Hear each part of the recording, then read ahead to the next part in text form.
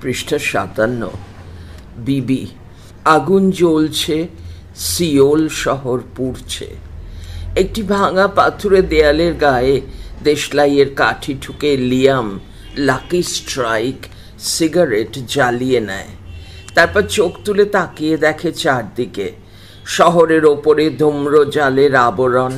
বোমা বিধ্বস্ত সিওলের পানে তাকিয়ে ভালো লাগে লিয়ামের।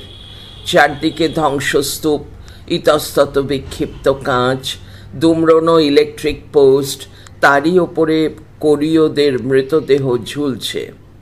এখানে ওখানে আধপোড়া ছাদহীন পাঁজর বের করা কংক্রিটের অট্টালিকাগুলো হাঁ করে দাঁড়িয়ে আছে।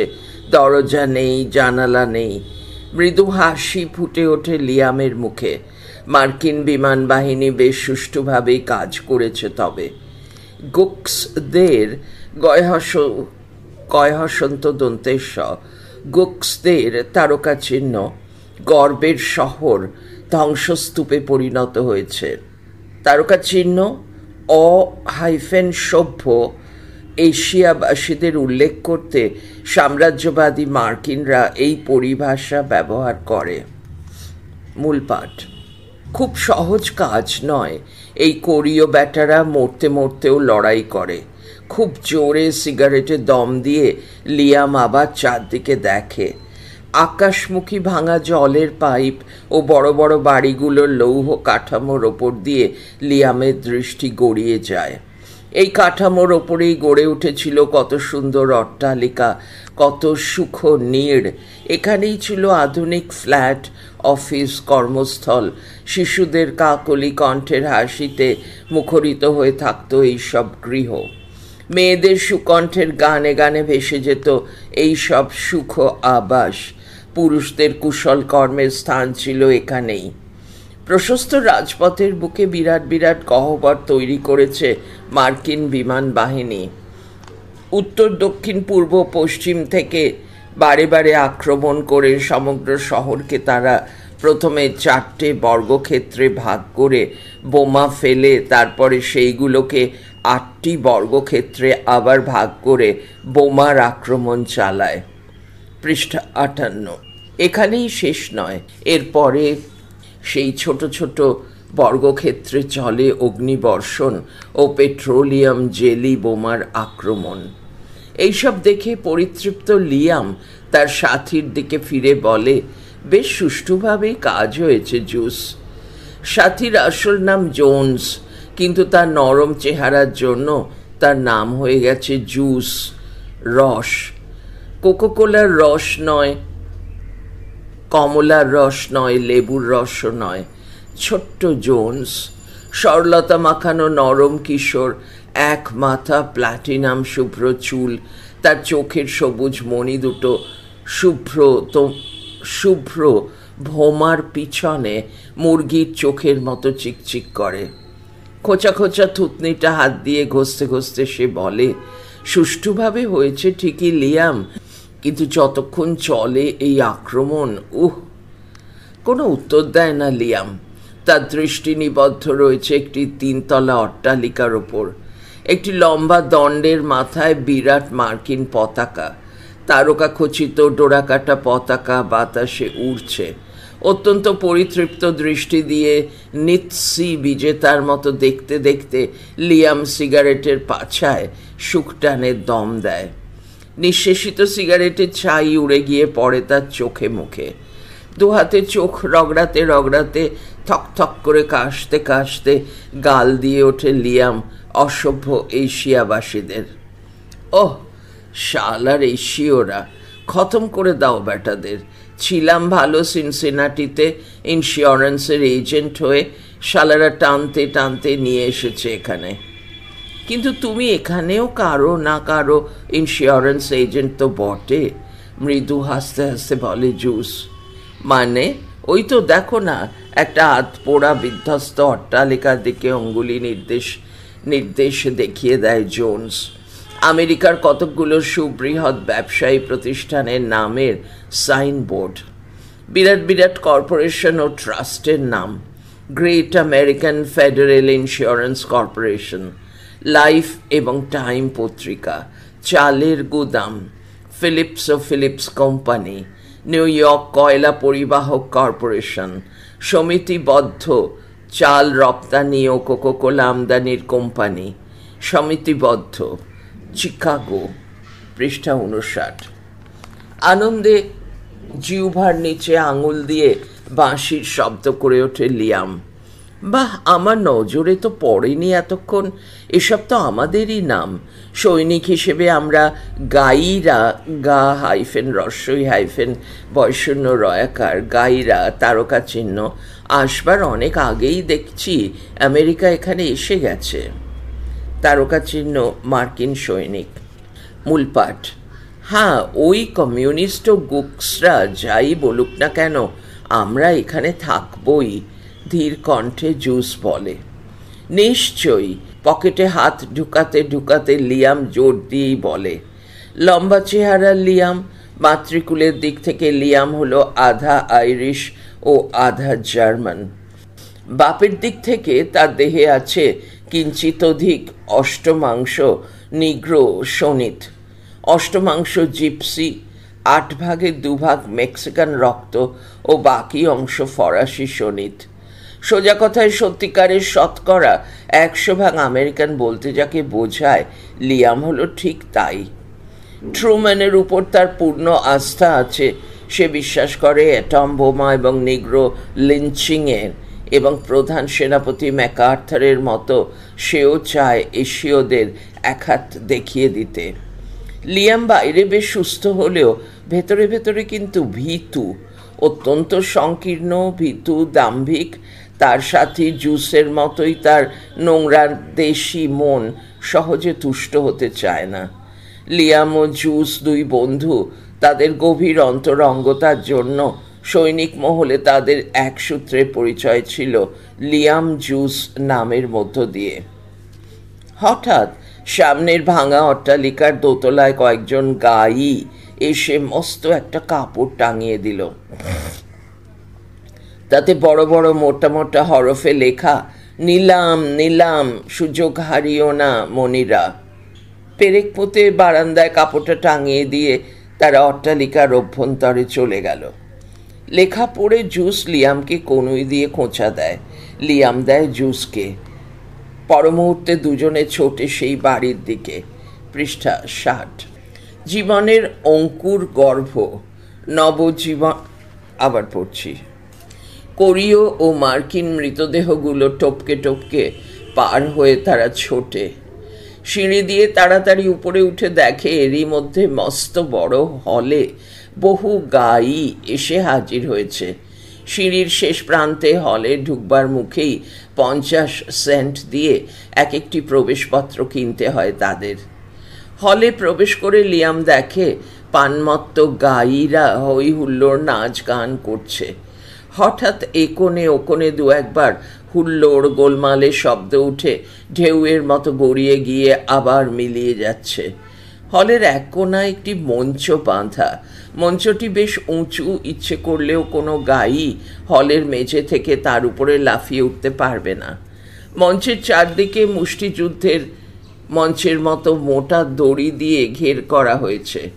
শুধু পশ্চিম দিকের ওপরে একমাত্র প্রবেশপথের ওপরে একটি পর্দা ঝুলছে। মঞ্চের ওপরে কেউ নেই। পাশের একজন গায়ীকে লিয়াম জিজ্ঞাসা করে, কি হবে জো? মুষ্টিযুদ্ধ? না। কোনো খেলা? না। তাহলে কি? সার্কাস? তাও না। তাহলে কি? এই জুস, চল চল যত সব। একটু রাগত কণ্ঠেই লিয়াম বলে ওঠে। মুখের মধ্যে জিহ্বাকে জড়িয়ে নিয়ে পাশের গায়ী জবাব দেয়, অয়াল, নিলাম হবে বলে তো মনে হচ্ছে না। কিসের নিলাম? লিয়াম জিজ্ঞাসা করে। কোনো জিনিসপত্র তো দেখছি না। আশ্চর্য বটে। হ্যাঁ, এই আশ্চর্য যুদ্ধে সবই আশ্চর্য মনে হয়। আশ্চর্য মঞ্চ, আশ্চর্য প্রচার, আশ্চর্য যুদ্ধ জয়। হা ভগবান, এসব দেখে দেখে বড়ই পরিশ্রান্ত হয়ে পড়েছি।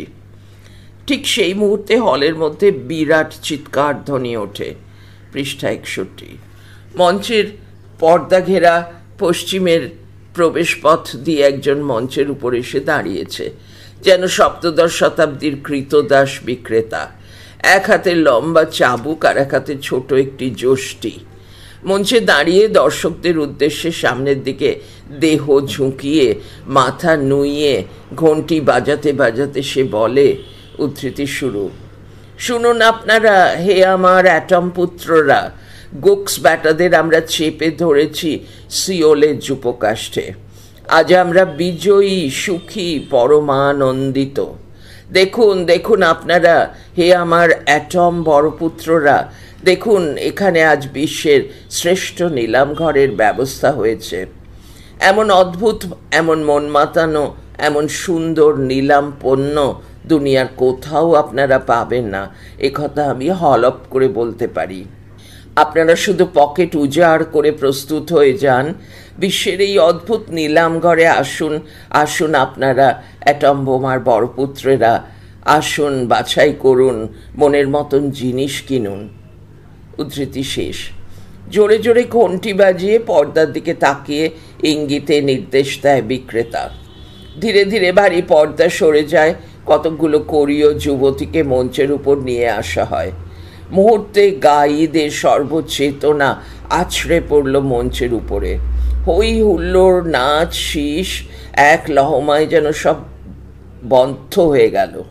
এক লহমায় যেন সব বন্ধ হয়ে গেল।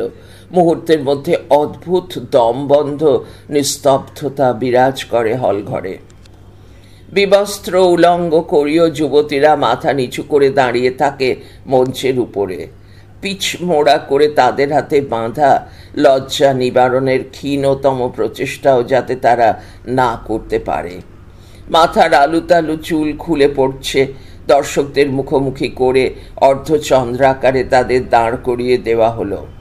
গাইদের কামনা লোলুপ দৃষ্টির স্বর আঘাতের সামনে অধোমুখী বিবস্ত্র নারী দাঁড়িয়ে থাকে।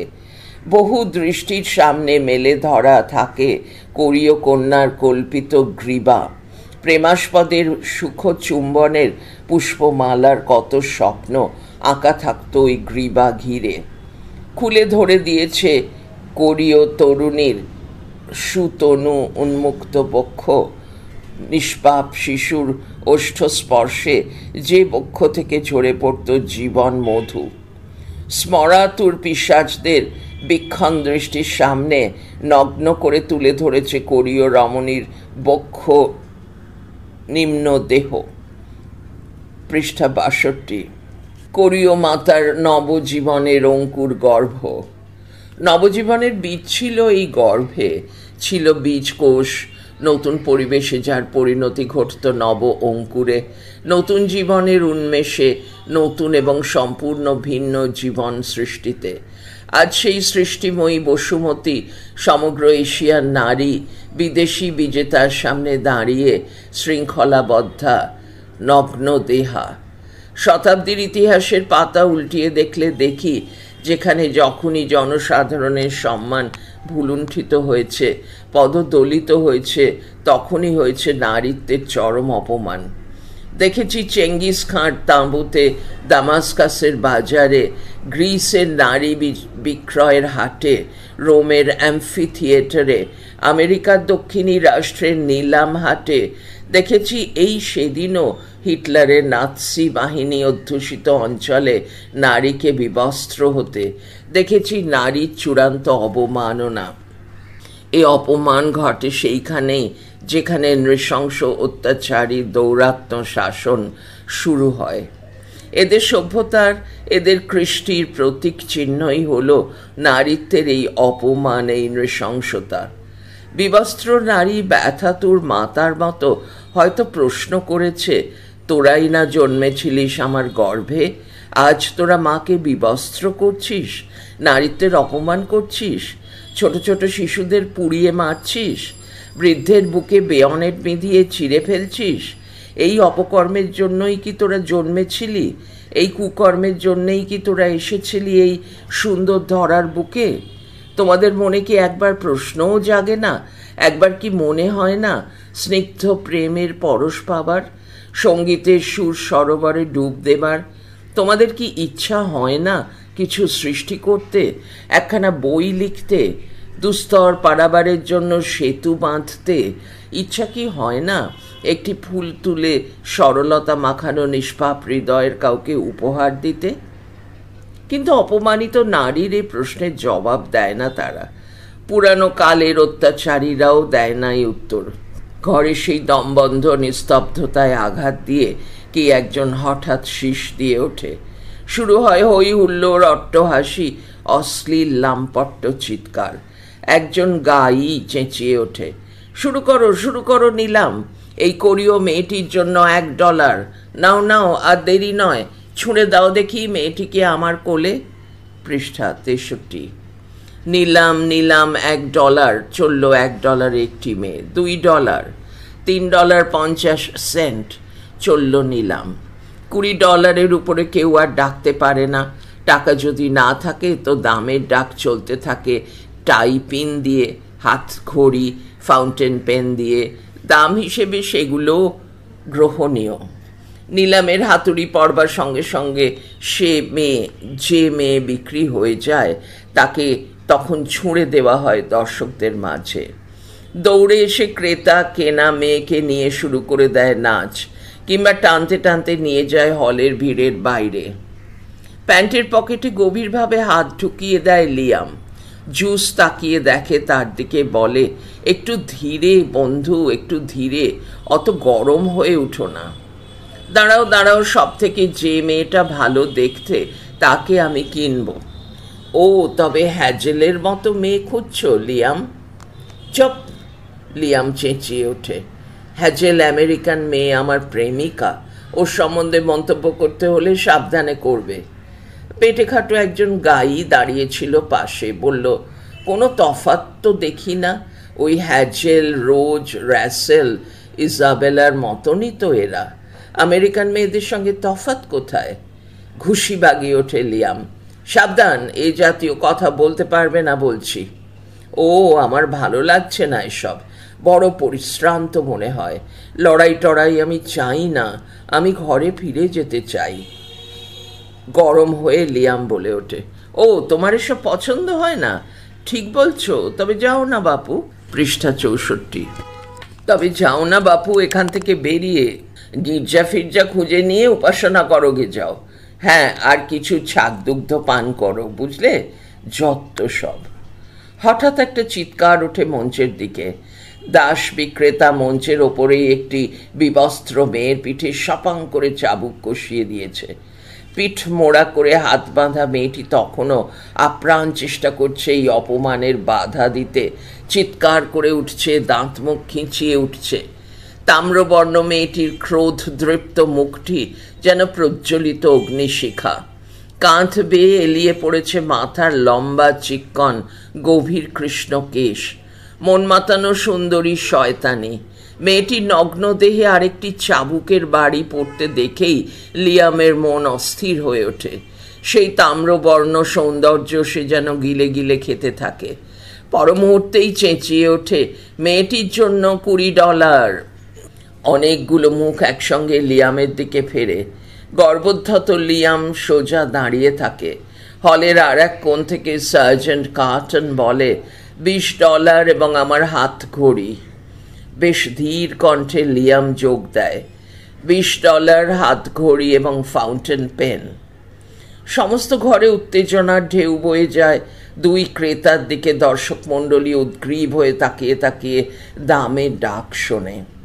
ষাঁড়ের গোঁড় ছাপ রয়েছে যেন কার্টনের চেহারায়। পেশা হিসেবেই সে সৈনিক বৃত্তি গ্রহণ করেছিল। নির্দয় মানবদেশী দাম্ভিক গুন্ডা প্রকৃতির লোকটা।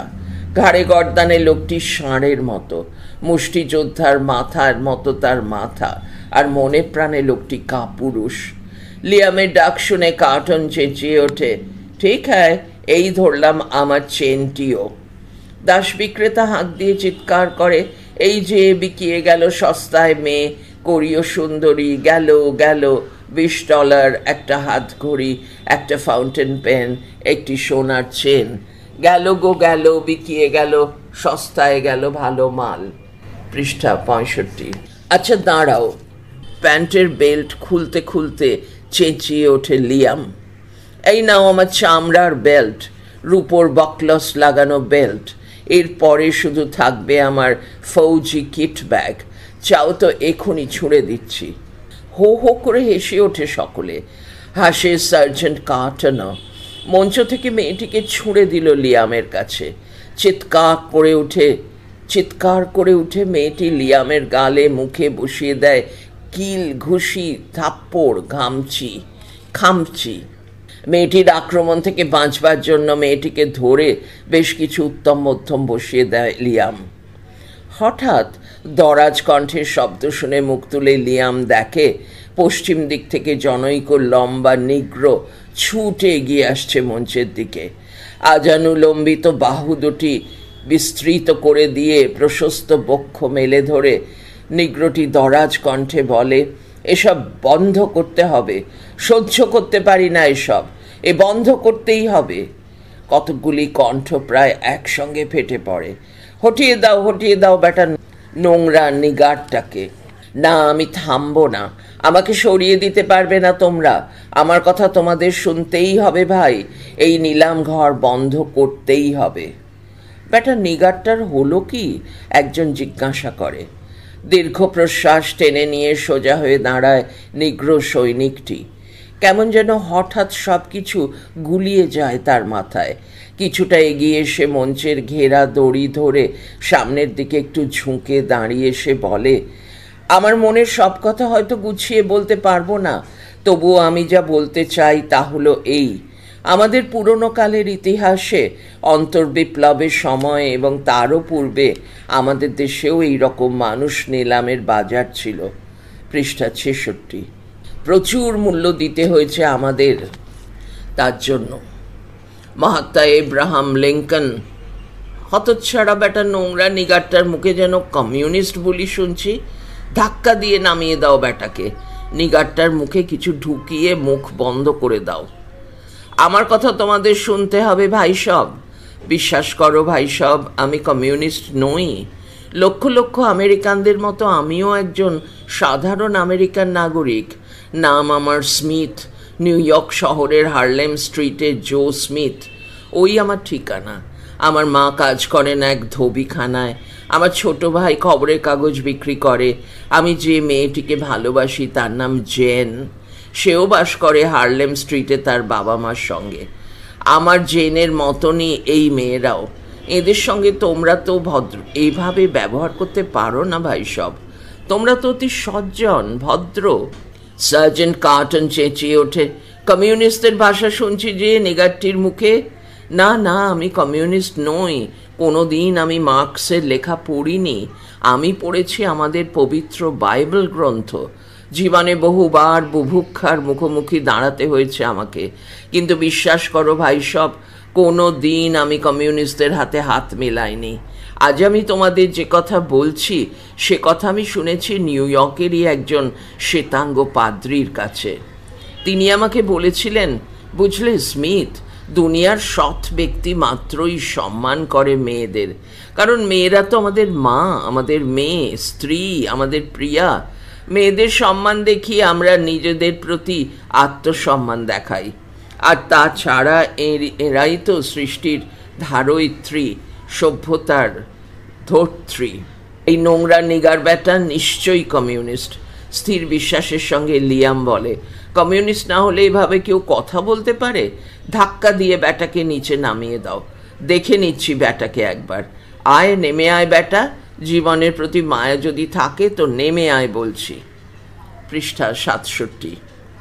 না, আমি আসবো না ভাই সব, আমি তোমাদের কাছে একটি কথা বলবো।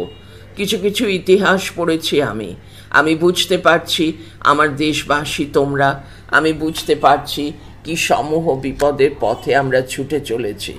প্রায় ২০০ বছর পূর্বে তোমাদের পূর্বপুরুষরা জাহাজ ভিড়িয়েছিল আফ্রিকার উপকূলে। আমার পূর্বপুরুষদের সেই আফ্রিকা, গভীর অরণ্য, হরিতবর্ণ টিয়ে পাখি, নীল হ্রদ আর জিরাফের গায়ের চকমকে রং। তারা নামলো আফ্রিকার মাটিতে আর খেদায় হাতি ধরার মতো করে ধরতে লাগলো আফ্রিকার সরল বাসিন্দাদের। তারপর সেই কৃষ্ণকায় লোকদের ধাওয়া করে নিয়ে গেল জাহাজের খোলে, বন্দি করে নিয়ে গেল তাদের ভিন দেশের নিলামের বাজারে। স্ত্রী পুরুষ শিশু হাজারে হাজারে বিক্রি হলো, কৃতদাস হলো। সেই সাবেককালের দাস বিক্রেতার মতো আজও এখানে সেই দর্শক মণ্ডলী, সেই চাবুক। ভাইসব, সেই চাবুকের দাগ কেটে বসে আছে আমার হৃদয়ে। সেই ব্যথাই আজ তোমাদের সামনে দাঁড়িয়েছে, সেই ব্যথাই আজ তোমাদের সামনে দাঁড়িয়েছি এত কথা বলতে। আমি তো জানি বন্ধু, এই পাপের জন্য কত কালো শোণিত ধারার দুস্তর পারাবার সৃষ্টি হয়েছিল উত্তর ও দক্ষিণী রাষ্ট্রের মধ্যে। আবার নতুন করে সেই পাপের সমুদ্র সৃষ্টি কেন? আমি বলছি, এই নিলাম বেশি দিন চলতে পারে না, সেই সাবেককালের মতোই বন্ধ হয়ে যাবে। দাস বিক্রেতাদের দুঃখ পেতে হবে। দক্ষিণী রাষ্ট্রের দাস বিক্রেতারা রোম, দামাস্কাস, গ্রিস, কার্থেজ, এমনকি সেদিনের বার্লিনের দাস বিক্রেতাদের ওই দুর্ভোগ অবস্থা হয়েছে। এখনকার মতোই তাদের কালেও তারা গগনভেদী গর্ব ও উদ্ধত্তে আকাশ মেদিনী কাঁপিয়ে দিয়েছিল, কিন্তু ফল পেয়েছে তারা। তোমাদের আমি সাবধান করে দিচ্ছি বন্ধু, দেখো, তাকিয়ে দেখো, সমগ্র এশিয়ার বুকে কি উত্থান শুরু হয়েছে। এশিয়ায় তোমরা কৃতদাসের নিলাম বাজার আর খুলতে পারবে না। শট শট শব্দে হঠাৎ 3টি গুলি ছুটে গেল। জো স্মিথ নিগ্রোর প্রশস্ত বুক ভেদ করে সে গুলি গেল ছুটে। বিশাল বৃক্ষের মতো লম্বা দেহটি মুহূর্তের জন্য কেঁপে উঠল, বাহু দুটো মঞ্চের দড়ি আঁকড়ে ধরল। পৃষ্ঠা 68। মাথাটি ঝাঁকানি খেয়ে একেবারে ঈষৎ নুয়ে পড়ল। 2000 বছর পূর্বে যীশুখ্রিস্টের মাথা যেভাবে হেলে পড়েছিল সেইভাবে। দড়িটি ভারে ছিঁড়ে গেল। নিগ্র সৈনিকের দেহটি মঞ্চ থেকে নিচে পড়ে গেল। মঞ্চের ওপর রক্তের লাল দাগ পড়ল হল ঘরের মেঝের ওপর। অন্যান্য গাইরা মৃতদেহটিকে টানতে টানতে হল ঘরের বাইরে ফেলে দিয়ে এলো। শুরু হলো আবার নিলাম। $1 একটি মেয়ে, একটি হাত ঘড়িতে একটি মেয়ে, একটি ফাউন্টেন পেন একটি মেয়ে, একটি আংটি একটি মেয়ে। চলল নিলামের ডাক।